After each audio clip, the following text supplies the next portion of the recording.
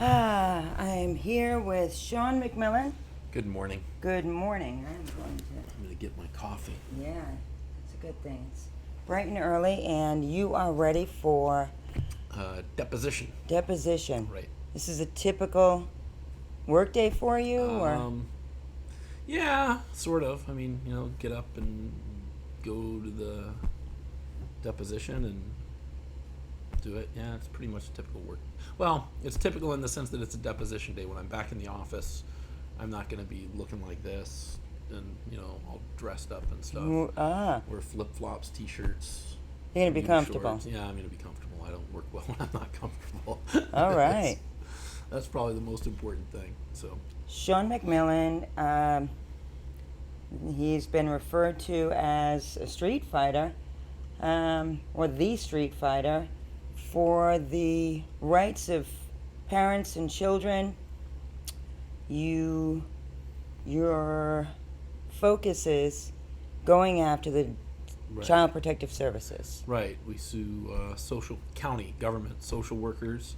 Okay. And government agencies that are involved in, they call it child abuse investigations. And that's what we do. That's all we do. And you sue them because, why does a lawsuit come to be? Typically, in fact, exclusively, what the allegations are is that they will have violated and by they I mean the government, will have violated either the parent or the child's constitutional rights when they either seize the child from the home or after seizure when they misrepresent facts to the court. And when I'm saying they, I'm again talking about government social workers. Government social workers. And it's a lot more common than people think. It is. So, if I can make a business out of it, that's a bad thing. It's a bad thing. It's a bad thing. People like me should not be able to exist, at least in a free society. But yet we're here, and there's 8 of us in the state that do the work, and we're all doing just fine. We're busy as hell. So that's indicative of a very deep-rooted problem that needs some attention. Within the Child Protective Services Agency. Government in general. Yeah. Government in general. Yeah, I look at this CPS problem as being symptomatic of similar problems across the board in all agencies of government. And the problem is they just have too much unchecked power and nobody can do anything about it. So, where is the oversight for? Good question. It's clearly not in the agency. Non-existent? I don't think it is. Do they say that there is an oversight? Well, when you see these interviews, whenever there's a big case or like a child death, something like that, the media gets out and they interview all the top management. And the top management always talk about, how we're looking out for the best interest of the kids and we're trying to make things better and this and that. It's all crap. You don't see any changes. You don't see any results. You just hear a lot of mouthing. Okay. And so it's a smokescreen to bring people down, and when kids die, they want to seem like they're doing something, but they really don't. But you're saying your opinion is I don't right. see it. Maybe they are working very hard behind the scenes, whatever. But I gauge my impressions of government, not just government, but everybody really, on results. And if you say one thing and we don't see a result that's consonant with whatever it is that you're saying, then I start to think you're bullshitting me. Right. And whether you are or not, the results speak for themselves, right? That's absolutely true. So, So they are BSers. Yeah. Because they're not you don't see the results. That's right. Okay. You don't see the results. It's a result-driven issue. And if you're telling me, I had 570 child deaths in foster care last year. I'm going to fix that. I'm going to do this and that and the other thing. We're going to get it straightened out. And then next year we've got, 500, 570, even 300, even one child death in foster care. Come on. As a result of negligence of the foster care agency. As well as any result, if you're going to take a kid from a home, whether it's an abusive home or not, you have an obligation to make sure that you put that kid in a safe place. That's right. And if that means you got to be there every day looking at the kid to see what's going on and make sure they're safe, then that's what you got to do. That child deserves that. Well, yeah. But what do we get? That's not happening. You're in business. I don't see it. You're in business. Yeah, I'm still around. So, And you make a healthy living because well, yeah, we do all right. okay. We do all right. This some cases require a lot more capital and effort than others, and when you get one, like the one I just finished, the county they drew a line in the sand and they just said we are not going to resolve this case or any more cases with me. It was a personal issue, and which was fine with me, because They're not street fighters. well, I don't like to look at it necessarily that way, but when I get into a fight, I'm going to fight, That's and right. that's why I'm there. That's I right. actually, and they don't understand this, is I actually enjoy the fight. Right. So when they draw a line in the sand and say, "Oh, no more," that's good. That's good, because now we all know where we're going and what we're doing. There's no more, playing Mr. Nice Guy or whatever, or trying to beat around the bush. Just go directly for the heart. Now that we know we have a relationship, we know where they stand, they know where I stand, and we just do our thing. Makes it very simple. Go directly for the heart. Why? I mean, Well, what are they doing that has the fire in you, the passion in you, that they're you would stealing even... kids. Stealing children. It's really simple, and they do it for. I'm not anti-CPS. I am not anti-social worker at all by Right. any means.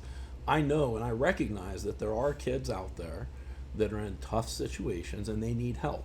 Right. I recognize that, and we have an obligation Right. as a society to help those kids. That's right. It's our duty. But that's not what we have right now in terms of a system. What do we have? What we have is a system that it's inherently corrupt, in that the entire funding scheme for all these county agencies and state agencies too, like Arizona, they have a very similar system, but it's run by the state instead of the county. But all these agencies are funded by the same federal funding schemes, and those federal funding schemes are tied to the number of kids in the system.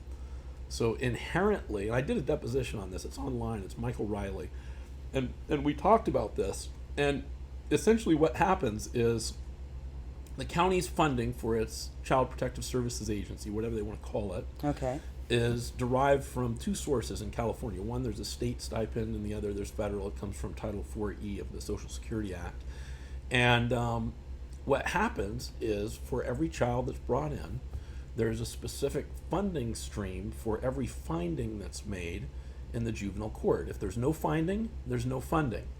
So that creates two incentives. One is we got to get as many kids in this year rather, as we did last year. Otherwise, we lose our funding base and it gets reduced. The county has to then make up the shortfall from the general fund, and that's a bad thing from the county Right. government's perspective. So we got to minimally get at least as many kids this year as we did last year. Okay. Secondarily, on the funding side of things, for the findings, once you have a court process in place for a child, we have to get a positive finding at each stage of the proceeding. Otherwise, we don't get money. So, in other words, if there's not a substantiation somewhere, You're not going to get your money. they are not getting paid. Yeah. And That came out in this last trial that we did. I'm gonna publish the. I don't have video depo of that one. It's written, but I'm gonna publish that online once I get some time, and it's very clear that if there's not a positive finding at each stage in the case, the county's not going to get its money, and that carries on for 18 months. So a lot of these cases, you see them going all the way through to the 18-month maximum before they'll either get dismissed and the kids will get back with their parents, or there will be a permanency hearing and the kid will get adopted out or something like that. They'll run it for 18 months because that's when the federal funding cuts off. so is it automatic? I mean, Department of Children and Family Services goes into a home, they remove the child. Mm-hmm. From that time, have you ever seen any documentation that it's automatic that kid is, or that agency is somehow going to be involved in this family's life for the next 18 months? Automatic. It's down on paper somewhere. It's not necessarily automatic. It's by statute. Okay, once you take the kid, you have your detention hearing. If the judge makes a positive finding, then you have a maximum of 18 months to reunify with the child. I think it's 12 months, and then there's an extension. There's a rule for an extension. For the specifics on that, you'd probably be better talking to somebody like Nicole Williams, Okay. who works in the dependency court. I don't work in the dependency court, I only have a rough enough knowledge of that system to enable me to do my work that I do on the civil rights side of things. So I don't do dependency cases. I'm not, a dependency law expert. But what I can tell you on the funding side of things is, number one, yes, there is a written document that lays out the steps for county social workers, and is produced by the County of Los Angeles. And this is what's interesting about it.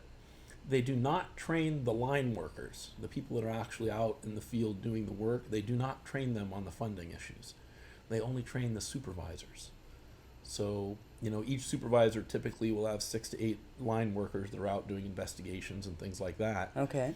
And they do not communicate the funding mechanisms to the people that are actually in the field doing the work. Yet they do review reports, amend reports, stuff like that. And a good guy to talk to about that is Julian Dominguez. And he can tell you all about that stuff. And what happens is supervisors will actually come in and rewrite reports and do some really hinky stuff. Right.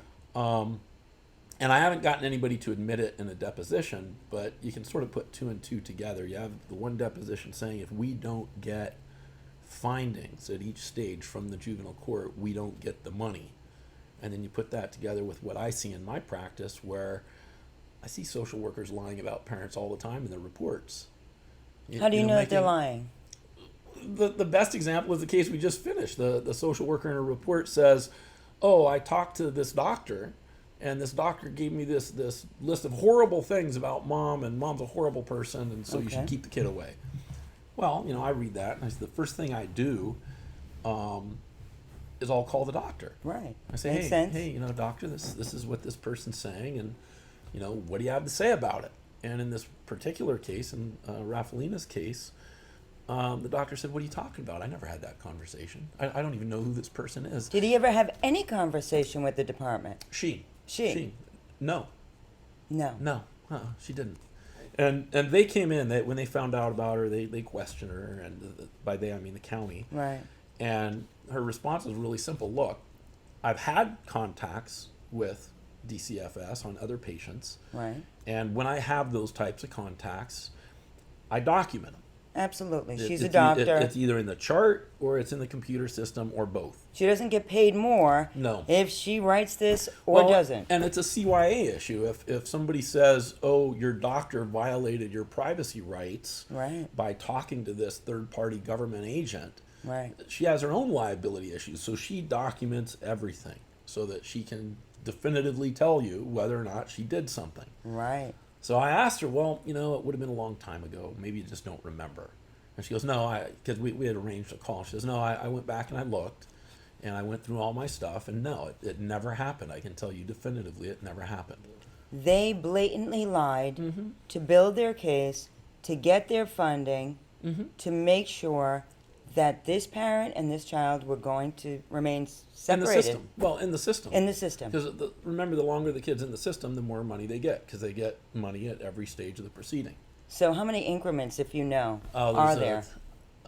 Is it every 6 months? No, there's more than that. There's more than that. Yeah, there's a lot of hearings that go on between the time of seizure and the time of either return or final disposition. I know. I can send you the exhibit from trial. That would be great. It's 1 page, 8.5 by 11 sheet of paper. Okay. It's in landscape, and I'm sort of drawing an image in my mind. There's at least 7 or 8 funding steps where there's funding available depending on the finding of the court. Wow. And when you think about it, I don't know if this number's real, but in this trial we just finished, they claim they were investigating 156,000 child abuse allegations a year in the County of Los Angeles.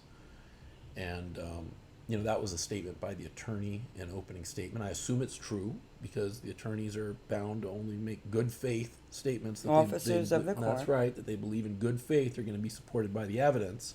No witness ever came in and supported that number, so I'm sort of just stuck with the attorney's representation of what they're doing. Right. But why would he lie? Why would you inflate that number? It wouldn't make any sense. So that's the number they gave the jury in the opening statements in the Duvall matter. And that's a lot of kids. That's a lot of funding. Children. That's a lot of money. I'd love to do a FOIA, and I think I may. You should. Just You to should. find out where that number is sourced from. We deposed the CDSS, California State Department of Social Services, to find out how much money because what happens, the money comes from the federal government to the state, then the state disperses it to the counties. And we wanted to find out, okay, well, how much money did Los Angeles County DCFS get in 2009? That was the year that all the things happened for this case. Right. How much money did they get for their Child Protective Services Agency? Turned out the state couldn't even give us an exact amount. They said it's somewhere between $700 and $900 million for 2009. And they couldn't even give an exact number. That was the best they could do. Okay. If they don't take children, their agency Dies. It fails to exist That's anymore. correct. And in fact, if they don't take enough children, there's not enough funding to support the overhead they've got right now. And They need children. they have to have them. And That's the gasoline for their automobile. That is correct. That's what fuels the entire system. And you look at a lot of these counties. It's sort of interesting. I did this case up in Santa Barbara, and their court buildings are all kind of run down and things are falling apart. And you drive into this little complex. There's this beautiful, brand new, really nice, expensive looking building. That's their children's court. And then right next to it is their version of DCFS. I forget what they call it up there. It was a beautiful new building. Was their the Social Services Administration building. The nicest buildings in the county, man. And Really? They've got all the money. They're the ones that are generating the revenue, so they're getting the nice facilities. And it's the same out in Riverside. Their new facility for their children's court, their new facility for their version of CPS out there. Nice places. Really nice. Do you think that if there was transparency as far as the records for these dependency There should be transparency in all aspects of it. In Right. all aspects. What they claim is, and by they, again, I mean the government, what they claim is that we need to keep it all secret to protect the interests of the children and the parents that are involved in these, highly sensitive cases. Well, that's just straight up bullshit. Right. You look at the rape shield laws. If somebody rapes a woman, and we want to protect the identity of the woman to sort of, protect her privacy in the community. So we have rape shield laws, but you still have a public trial, a public prosecution. Absolutely. A jury gets to sit and weigh in on what they think happened there. Absolutely. And there is no good reason why that same system could not be applied to these child protective cases. And so The only reason that they justify hiding under this shield, their shield, yeah, their shield. is to protect the children's identity, to ultimately protect the children. Well, that's the claim. Ostensibly, that's why there's these confidentiality That's what they requirements. claim. That's what they claim. In reality, as a practical matter, the confidentiality statutes are really used as a shield to protect errant Them. social workers and the government. Right. It's And- not to protect the children at all. Not in my view. Not as a practical matter, it doesn't have that effect. That may be the intent, but it doesn't have that effect. Well, it's the excuse. Right. It's the excuse. And Yeah. and what I find so ironic is in family court, you might be dealing with a child that once was in dependency court. Yeah. And the that's family then right. goes to family court, And now it's all public. and everything is public. So are they Right. failing to protect the child there, or are they being transparent? Well, not everything's public. Remember, the only thing that would be public coming out of dependency court into family court would be the dependency court exit order, Right. because that becomes part of the family court file. That But I drives- mean, but the the family court documents- matter from that point Sure. on is all public. Sure, Anybody sure. can go in. I can order a transcript. Yeah. I can sit in. Yeah, It's public. It's open. the same Right. kid. It's the same issues, and chances are in a custody battle. That a lot of that stuff's going to come out. Yes, it's Sure. going. They're going to talk about that. Right, right. So it doesn't make any sense. It doesn't make sense. Yeah. Well, it That's the problem. doesn't matter. They That's contradict. that's the way it is, though. I mean, In the Duvall that's what we're case- stuck with. Yeah. So Well, for the time being, yeah, for the time being. until you, Shawn Mcmillan, I don't take do- enough money I out don't of do civil. legislative work. No, it would you take don't. legislation to change that. But how many millions will it take for the agency to have to pay before somebody says, we have to stop this? That's a really good question. We've been doing this and I'm not the only attorney doing this. I've been doing it since 2005. Bob Powell's been doing it since like 2002. Donnie Cox has been doing it since 1995. Just between, our three firms, we've probably taken close to $40 million out of the government over the last, 20 years? Million. Yeah. And they're 40 million. still doing the same stuff. They're not, we they don't should care. all be out of business. We should all be out of business. I should be able to go back and do my cool, commercial stuff and have a peaceful, quiet life, as should Donnie and Bob, everybody. But we're not. So what's going on? The right? system we is... should be out of business. Right. Should have been out of Absolutely. business with the first big win. That's right.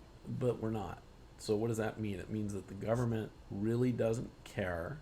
They're getting enough money out of the system so that whatever we're doing is a drop in the bucket and really doesn't matter. It's just a cost of doing business for them. Have you ever seen any documentation where they factor in these types of losses? No, I haven't, but I wouldn't be surprised that those Insurance exist. companies do it. Yeah, right. All other Right. entities that are Right. taking I in. would not be surprised, but we will never see those documents because that would make them look really bad, and they know that we're going to throw everything up on the net. So it's never you're never going to see that, at least not in my cases.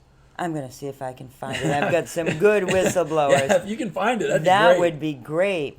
Because I'll be able to even tell Yeah. you guys, you know what, shoot for a higher number because they Yeah. haven't spent that much Right, that they right. have put on paper yet. Yeah. Lina Duvall, she won after years. Yeah, a long time. The litigation was 5 years, Okay. and that alone was just massive. We were actually up against the 5-year statute. If the judge had continued the trial one more time, he would have lost jurisdiction over the case. It would have been dismissed. That would have been the end of it. Her not statute of limitations, but jurisdictional cutoff for having Right. the case tried ended, I think, on September 11th or something like that. Wow.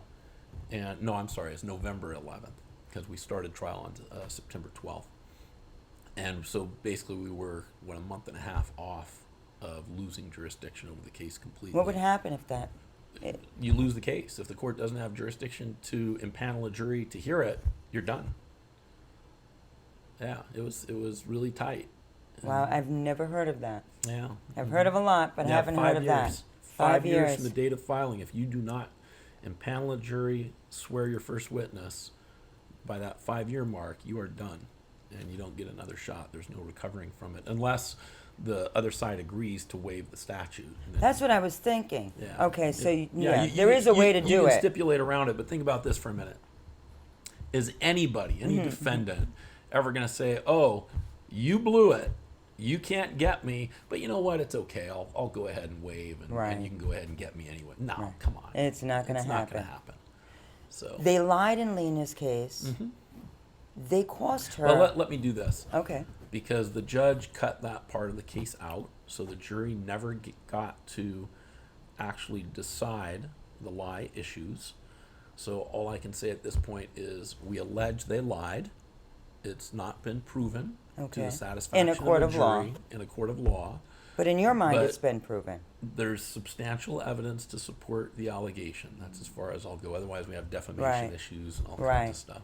Right. But in my view, there is substantial evidence to support the allegation that at least 2 social workers seriously lied. Seriously Yeah. lied. Yeah. There were a lot of other misstatements and omissions by other social workers, Right.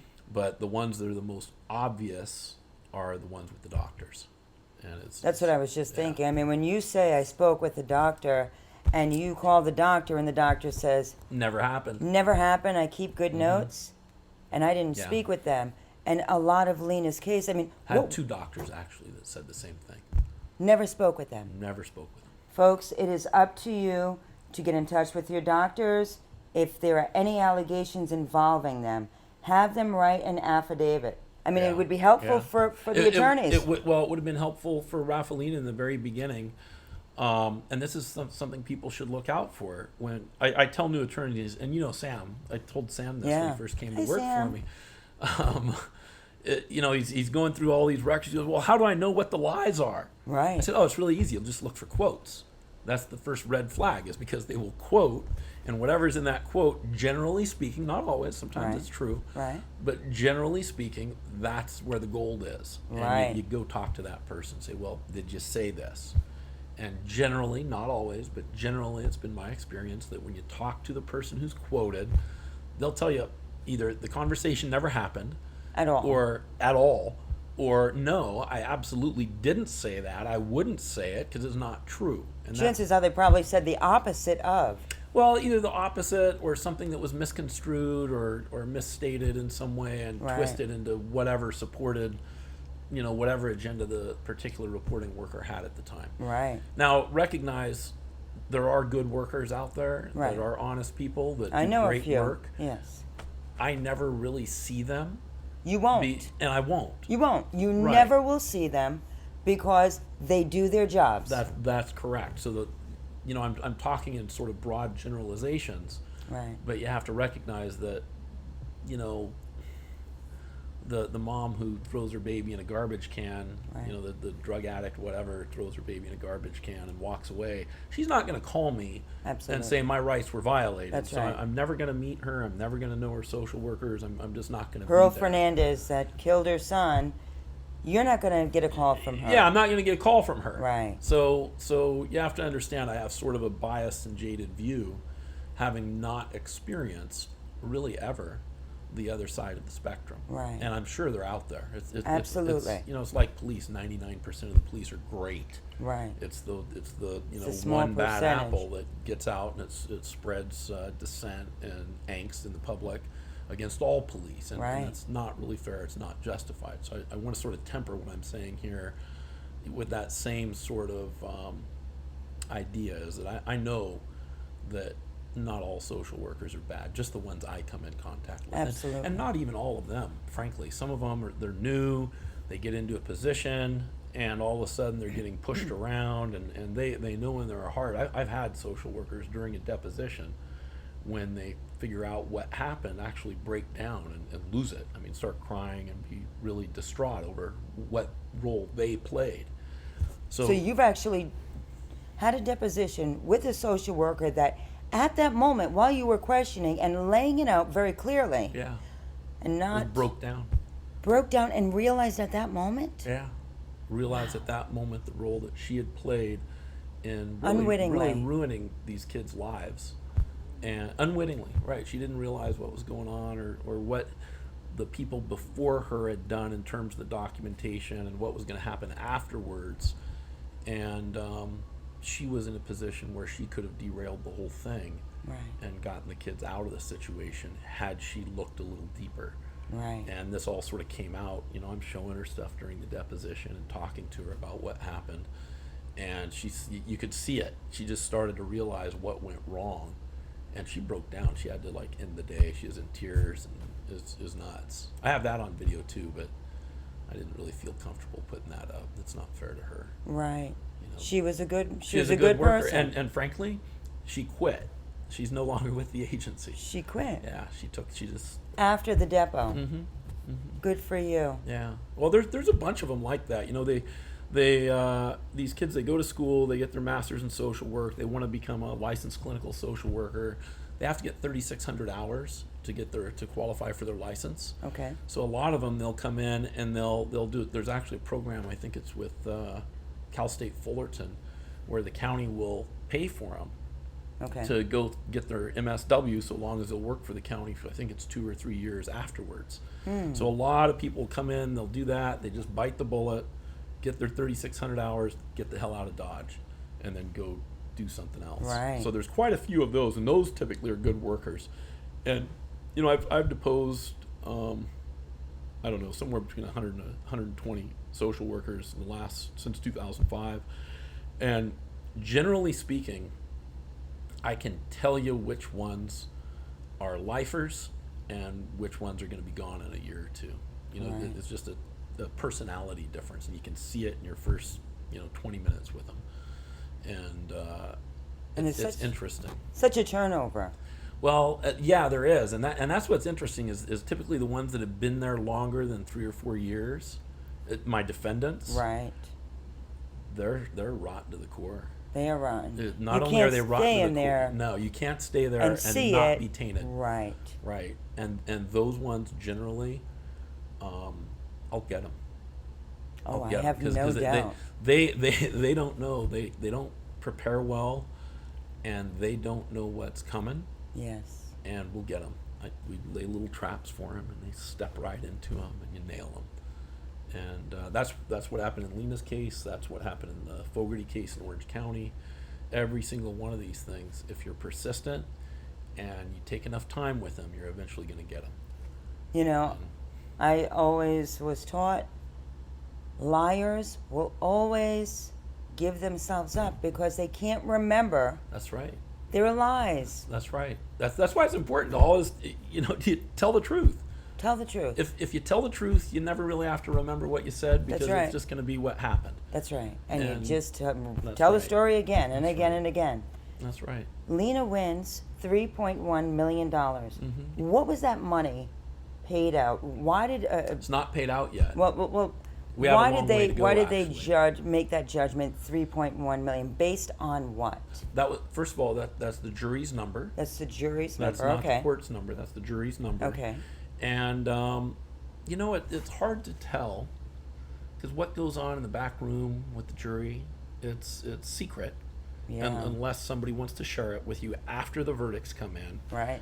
And they typically, as a 7.5 week trial, everybody was anxious to get out of there. Absolutely. And the verdict came in.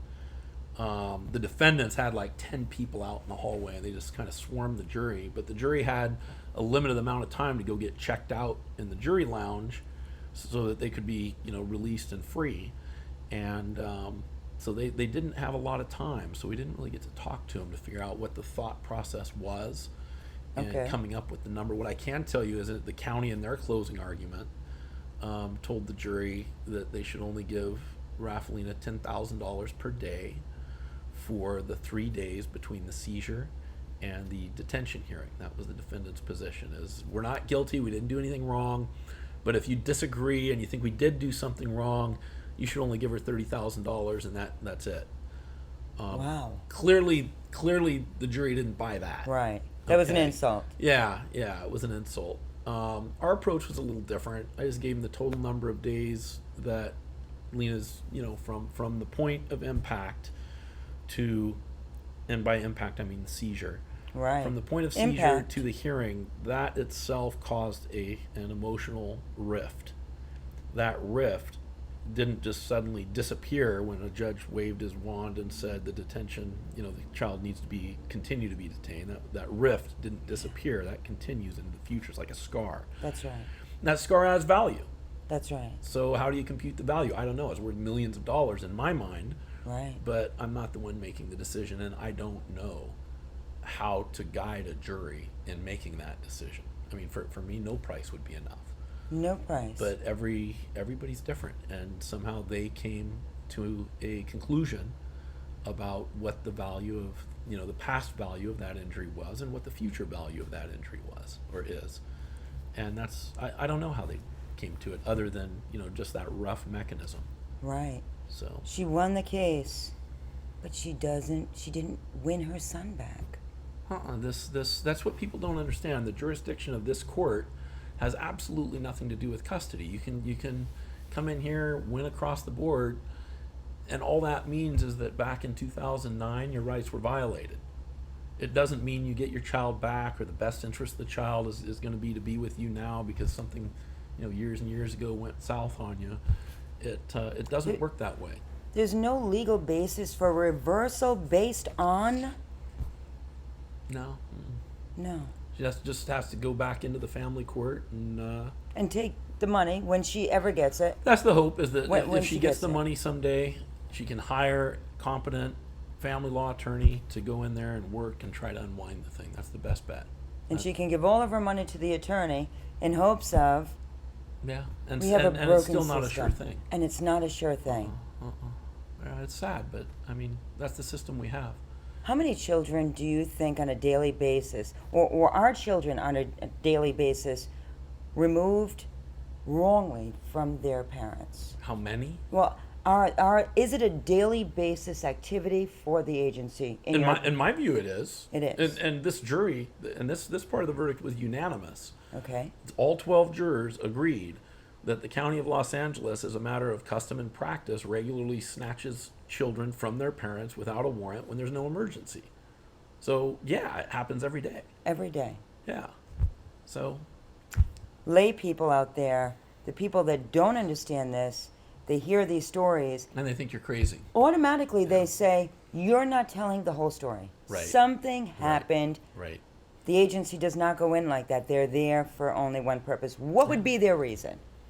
It's the same reason I used to think is these social workers are good people doing, God's work for all the right reasons. Right. So you give them a lot of slack. You give them immediately a lot of respect and credibility just because of the work they're doing. Just because. Yeah. Of their title. Right. So when somebody comes in and says, "Oh, this agency, this person, whatever, they're horrible," your emotional reaction to that is going to be, you don't know what the hell you're talking about. You did something wrong. Right.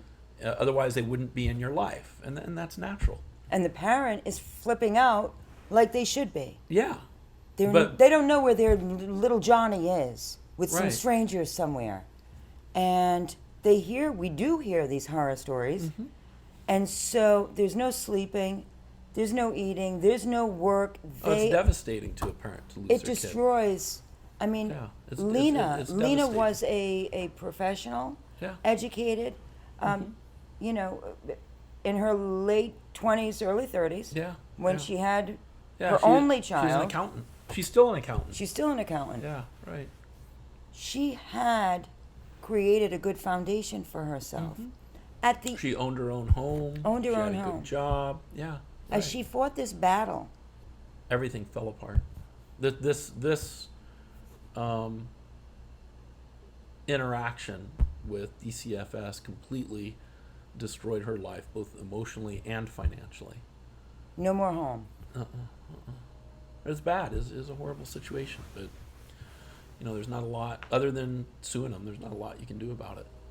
This is touches really, deep in your heart. Yeah, it does. You're a dad. Yeah, I am. My kids are older now, thank God.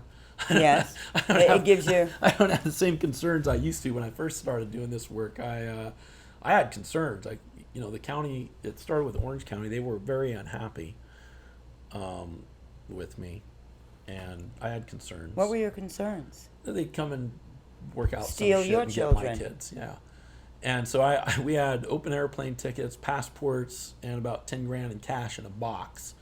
And Ready. Ready to go. And the plan was, if anything went down, even sniff those people around, my wife would take the kids, head back to Taiwan, and then I would deal with whatever Had to be was- dealt with. Yeah, had to be dealt with. That was the plan, and we kept that until I think Darian was probably 16, 17, something like that, when we cashed everything in and just got rid of it because it was no longer a big concern. Right. Once they're older, it's the number one, they don't have a lot of value to the state. They're hard to deal with. You get a 17-year-old kid in foster care, holy cow, you're going to have problems. Right. And that's hard to deal with. So nobody wants that. They want the young kids and the babies because they're easy to deal with. And they're adoptable. They're adoptable, and you get money for that. And, it's just easier to deal with younger kids. Did you teach your children while you were doing this? Oh, yeah. Yeah, you don't talk to anybody. Anybody. You don't talk to anybody about your private family life. That is it. And if somebody wants to talk to you, you give them your dad's business card or your grandpa's business card that says you're a lawyer, and say, "Go talk to my lawyer. I have nothing to say to you." Excellent. And that is a good thing for everybody to teach their kids. You don't talk to police. You don't talk to the school nurse. You don't talk to your teachers. I mean, obviously, unless there's something real going on and the kid needs help. I mean, if the classic example is there's a case called Mabe, and the classic example is the little girl's getting raped by a stepdad. Right. Obviously, that kid should be talking. Right. But everybody else, if you want to maintain your family, you don't talk to government. The government doesn't help you. They're not here to help you, and people don't understand that. every time that you cede a little bit of your authority over to government, they take something in exchange Right. for whatever the government's giving. They take something from you in exchange. They must take something and because they're not going to be on the lower end of the scale. That's right, and it's usually some measure of your liberty. And when you're talking about like the Adoption Families and Safe Children's Act, whatever Right. it is, Right. they're saying, oh, we're going to protect all these kids, and that's a good thing. And it's going to cost a lot of money, but we're going to do it, and that's a good thing, and we like it. But in exchange for that, you're going to lose your rights as a parent. Right. We're going to be able to come in with a microscope and look at every aspect of the way you raise your children and decide whether or not we want you to do that. And if we don't like the way you're doing it, we're going to take your kids and we're going to give them to somebody else. That's what you give up in exchange for this promise, this unrealized promise of having safe children. And every time somebody's looking at a political issue, every time they're looking at supporting an enactment, you have to ask yourself, in terms of liberty, what am I going to give up in exchange for whatever the government's promising? And it's usually not worth it. It's not worth it. And that's where we got ourselves right now with the child protection industry. On that, Shawn? I'm going to have to cut it. Shawn Mcmillan. Shawn, Thank you.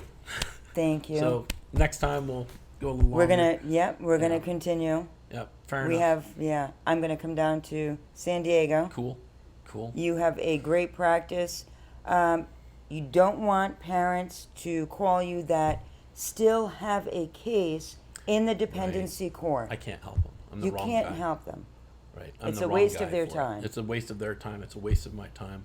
All they're going to get from me is maybe a couple attorney names that do that sort of work, Okay. and that's really it. Do you have any of those attorney names, if somebody has a dependency case, on your website? I haven't touched my website since like 2004. I just Okay. haven't had time. I got you. But I will someday. I You just don't right now. you fight only for the civil rights Correct. violations of parents, any police And children. and children, Yeah. and children. Yeah. Anything other than dependency? No. I just do social workers and government social services agencies. I don't do police misconduct. Sometimes there's crossover where I'll add the police into a lawsuit because they were there, Right. or they participated in making the decision to remove Right. the child, but that's rare. I usually don't do that. Generally speaking, the juries love their police, and it's going to be really tough to nail a cop on one of these things. Absolutely. 'Cause they always just point to the social worker and say, hey, they're the professional. I just did what they wanted. So, But if anybody can do it, folks, it's this man right here. Well, there's other attorneys. There's Donnie Cox and Bob Powell. They do the work. David Beauvais up in Yes. the Bay Area. They all do the They're work. all They do awesome. very good. Yes, Very they're good all work. awesome. Yeah. I wish that they were closer. Yeah. Okay, folks, we will continue National Safe Child Show. Shawn Mcmillan, a hero to so many parents and children. Thank you, Shawn. Cool. Thanks for having me. Thank you. All right.